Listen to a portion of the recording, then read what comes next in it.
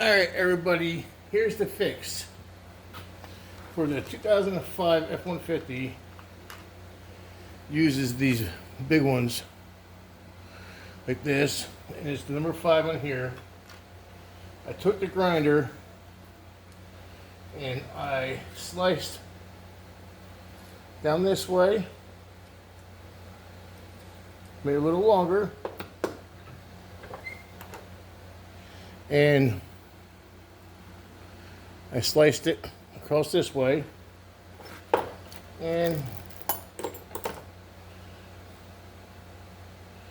I took about 1/8 inch off, give or take, and now it works fine. Put it in.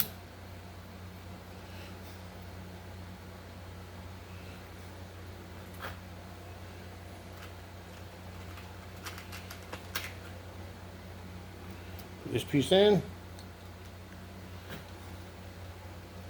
Turn the knob, now it locks. So if you order this kit, that's what the fix is until they get the manufacturer fix. And it's all done. It wasn't much, it was like literally 1/8 of an inch. But that 1/8 of an inch stopped me from being able to do the Schrader valve on the 05 F-150. There you go, folks. Later.